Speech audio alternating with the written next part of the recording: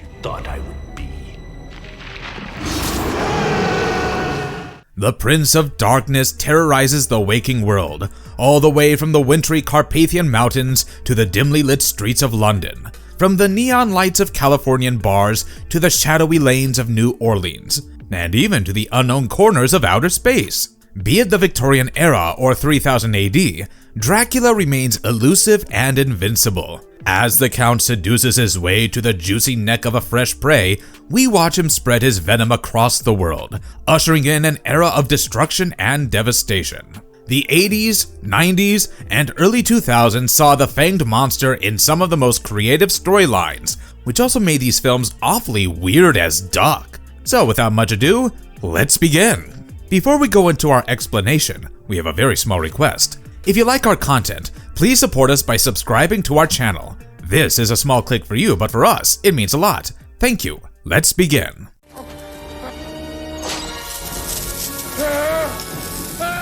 Number 10. Dracula. Dead and Loving It, 1995. A London-based solicitor named Thomas Renfield travels all the way to Transylvania, where Count Dracula resides. The Count is a recluse living in a mysterious Gothic castle nestled in the misty mountains beyond the Borgo Pass. Little does our city lad know that he is cursed to meet this blood-sucking monster, whose immense strength and eons of knowledge make him invincible. Casting a spell upon Renfield, Dracula unleashed a reign of terror in the heart of England. Pretending to be the new owner of Carfax Abbey, he sets foot on the island, and now no one is safe from his clutches. Can the fearless vampire hunter, Professor Van Helsing, save the world from descending into a blood-curdling murderous fiasco? The film has some pretty memorable scenes, like the polka dance scene, which came as a big reveal. There are at least a dozen scenes with dances, cleavages, and slapstick blood splatter. Lysette Anthony once revealed in an interview, "I was just meant to be there, with my tits hanging out, looking ridiculously glamorous. And no, I didn't find it offensive being that sort of sexy foil. Lucky me, just to have spent a few months working with Mel, one of the comic greats of our time. Love him or hate him, he's one of the founders of what this generation finds funny now. When it comes to Mel Brooks, he is always a classic, with an insane dosage of adult jokes and lots of parodies within parodies of other movies. The guy playing Dracula is funny, charming, and scary, all at once. Fun and ridiculously silly. This is one of those classic vampire parodies from the 90s that you simply cannot miss.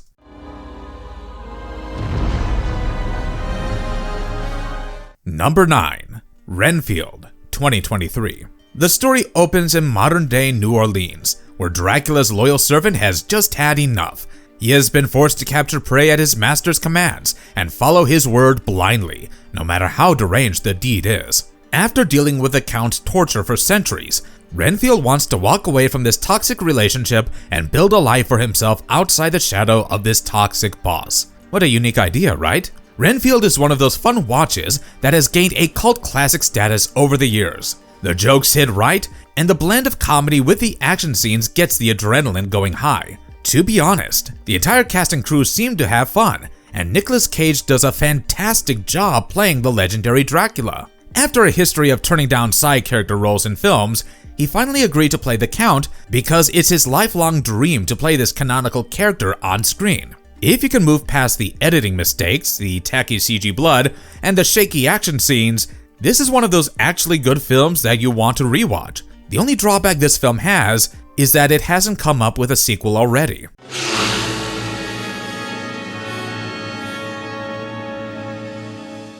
Number 8.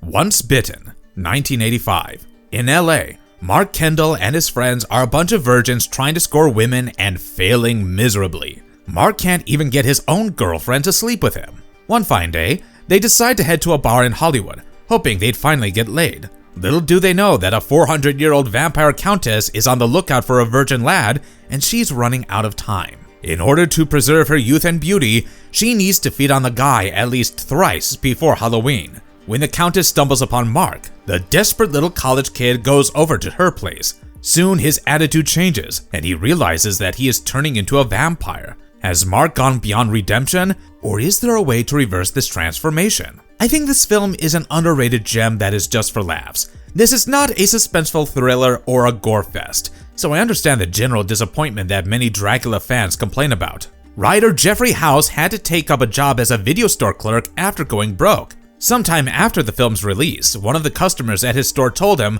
"Whoever wrote this shouldn't be working in Hollywood." He wittily remarked, "You got your wish." Not everyone can appreciate a lighthearted horror comedy, right? Just think about it. Lauren Hutton does a fantastic job playing the old-school countess, who cannot find a decent virgin lad because it's 80s California and kids these days just cannot keep it in their pants. Moral of the story? Having sex is a good way to save yourself from evil. Number 7. Dracula. Pages from a Virgin's Diary. 2002. When Count Dracula comes to London in 1897, Lucy Westenra unknowingly invites him into the house. A whole biting frenzy starts, with the Count first biting Lucy and then an erratic Lucy biting her fiancé. Dr. Van Helsing comes to the rescue and he immediately declares vampirism as the problem. Lucy is supposed to be confined to her bed adorned with garlic, but things take an unusual turn. Demons break into her room and Dracula comes back to kill her. Soon the newspaper headlines are flooded with the case of a murderous bloofer lady who is reported to be killing infants around the city. Lucy's ex-suitors and Van Helsing realize that Lucy is back from the dead. As they find the Count holding the girl in a warm embrace in the graveyard, the question arises, is the city doomed forever, or can they tame this reign of terror? Like most works by Madden, this ballet rendition of Bram Stoker's gothic novel Dracula was shot in the silent film tradition. You get title cards, special effects mimicking that era, tinted screen color, a lot of shadow play, and Vaseline smeared on the camera lens to make the scene look blurry. I absolutely loved the subtle intricacies of color that they used to represent tinted golden coins, green banknotes, and red-hot blood. The set is quiet and a bit inspired by German expressionist designs. I haven't seen a more accurate adaptation of the original story. Also, it's truly remarkable that they use dance and pantomime to capture the horrors of a sinister being who preys upon young women. Weird, but genius. Number 6. Dracula 3D, 2012. Tanja and Milo secretly make love in the woods during the Walpurgis night. After an argument with Milos, Tanja removes the cross Milos has given her, and as she heads home, she is attacked by a supernatural creature that feasts on her blood. Jonathan Harker, a young librarian and nobleman, arrives in the village when he is hired by Count Dracula. What follows is a rehash of the original tale. All the OG characters are introduced: Lucy, Renfield, Mina, Harker, Van Helsing, but the ending is not what you'd have ever expected. Here, 2 happy bats fly into the night sky, leaving behind the ruins of a destroyed village. Even though the film has its own set of flaws, like abrupt editing, slow pace, and campy direction, I love the old school feel of it. The retro soundtrack is pretty soothing, and the loud music of Kiss Me Dracula at the end came as an unexpected twist. Most of the FX can be called decent, and you would definitely enjoy watching Dracula transform himself into animals like a wolf, an owl, a cockroach, or even a mantis. Director Dario Argento casting his daughter, Asia Argento, in a nude scene is definitely weird, but who's complaining? One of the weirdest vampire films I have ever watched, Dracula 3D left me speechless, for good or worse. Number 5. Son of Darkness, To Die For 2, 1991. Nina lives with her adopted son, Tyler, in a small town. The town is also facing a severe case of coyote attacks that have left many people dead. Since Tyler used to cry all the time, Nina's husband went crazy and left her. When Nina takes the kid to the hospital, she meets Dr. Max Schreck, who not only cures the child but also tries to flirt with her. What she doesn't know is that Dr. Schreck is the original Prince of Darkness. Once called Vlad Tepes, he has now found a new way in which vampires can lead normal lives, by feeding on the hospital's blood supply. Schreck plans to seduce Nina, and together they would rule over a new age of vampire domination. While Nina initially refuses to believe that vampires have moved into town, she soon learns the mysterious truth about Tyler and his family. Overall, the film is a fun sequel with an original storyline and amazing screenplay. Michael Prade keeps the temperature soaring, a Dr. Daddy who has concocted the perfect plan, and we want to see the vampires win this time.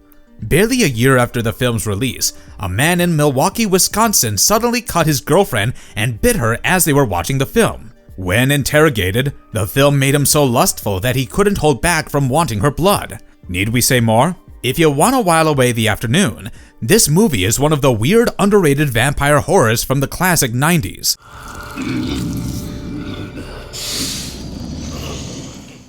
Number 4. The Nightflyer, 1997. Working with the sensationalist tabloid Inside View is Richard Dees, a mean and bitter senior reporter working under his boss, Merton Morrison. When a number of murders happen near the airports, Merton sends Dees to cover the story of this mysterious pilot, to whom these homicides are attributed. Although Richard doesn't really care about the case, a rookie reporter named Catherine Blair is thoroughly interested. She does her bit of the research and discovers the story of the serial killer and his list of victims: Claire Ellis Bowie in Maine, Buck Kendall in New York, and Ray and Ellen Sarge in Maryland. When Richard finds out, he steals Catherine's research and leaves her with the advice, never believe what you publish. Never publish what you believe. As Richard visits these places and learns more about the killer's style of killing, he realizes that this was a vampire's deed. He calls the vampire the Nightflyer. Meanwhile,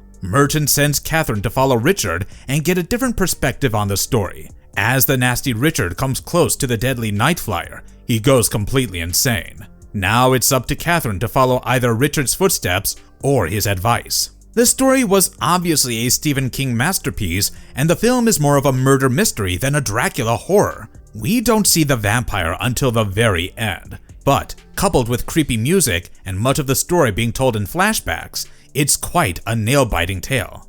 Miguel Ferrer does a fantastic job hunting down the monster with only a camera and a tape recorder. The visuals build up the horror. In fact, a lot of those murder photos that we see in the press office were taken from an LA-based detective's photo album between the 1930s and 50s. So, this is one of those films that would never get the recognition it deserves, but is still one of the most creative stories among 90s vampire flicks.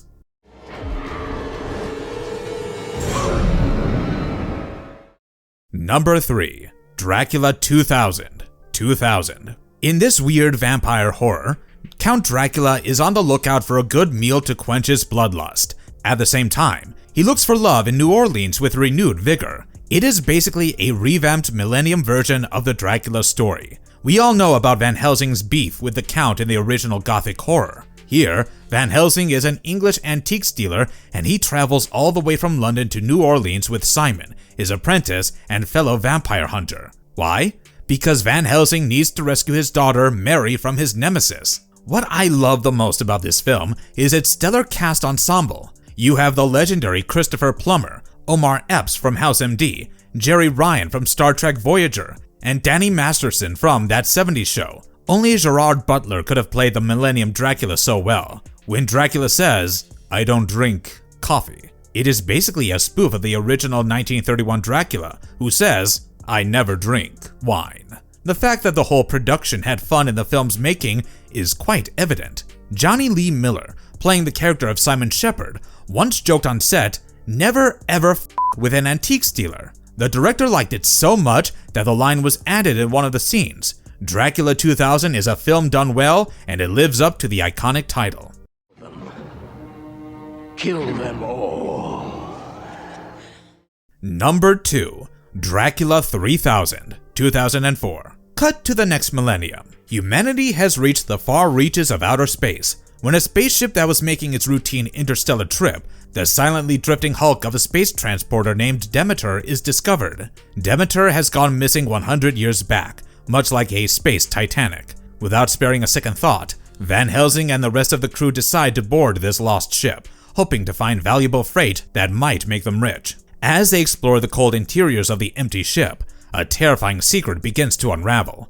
Some 50 black coffins are found. Soon the crew begins to turn against each other and disappear one by one. There is no doubt that, in this vast void of space, the ancient curse of Dracula lives on. As humanity has adapted to space, so has this creature. In a cold, damp place where the sun never shines, the immortal being finds its perfect lair, waiting for its new victim. The Demeter is the new Transylvania, and the spaceship is the Count's mansion. The only salvation that the crew can hope for is that they dart across space, rocketing at the speed of light to reach the warm rays of the twin suns of Halbrand. I mean, what can go wrong with space vampires in a futuristic world?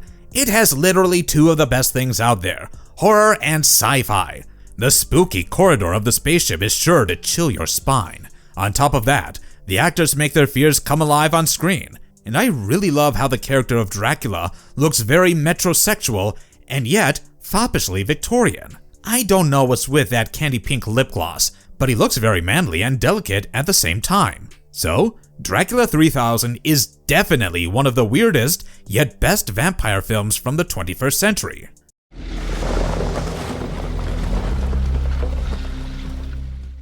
Number 1. Vampires, 1998.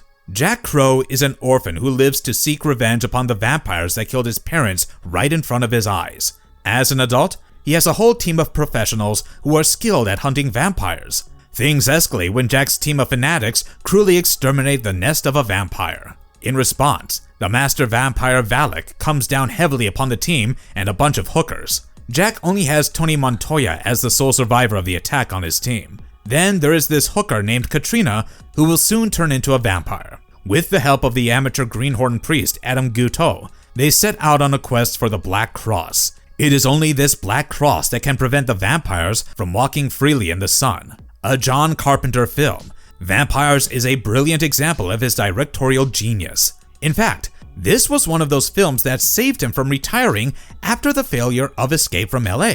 Realistic and easy to follow, the film has the perfect blend of horror, action, and gore. My favorite thing about the film is its cinematography. Take for example the party scenes. The camera angles make the scenes seem realistic. Remember the eye-level shot as they enter the door. It gives you the impression of being there, as if you're the one seeing it and experience it. Jack Crow is one hell of a badass, and his vengeance feels very personal. Back in the day, the film had its own share of controversies, as some found the character of Crow to be sexist for mistreating the hooker. But I think his hatred towards her came from the fact that she was bitten and was turning into a vampire, not from the fact that she was a whore. Definitely worth a watch.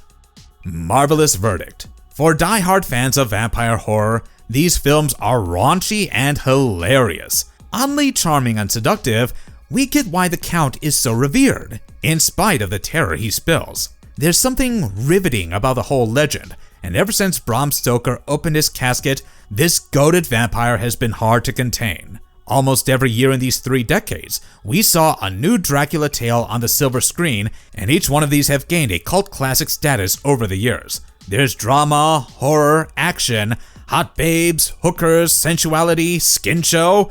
Name it, and you have it. We know that most of these films are probably B-rated vampire flicks, but on a cozy day, we just can't get enough of them. In the end, our thirst for more vampire films isn't very different from the thirst that the Count feels in his hollow heart and dried veins. And if you liked our content, don't forget to leave a like and subscribe to us if you haven't already. Have a good one, be safe, and thanks everyone.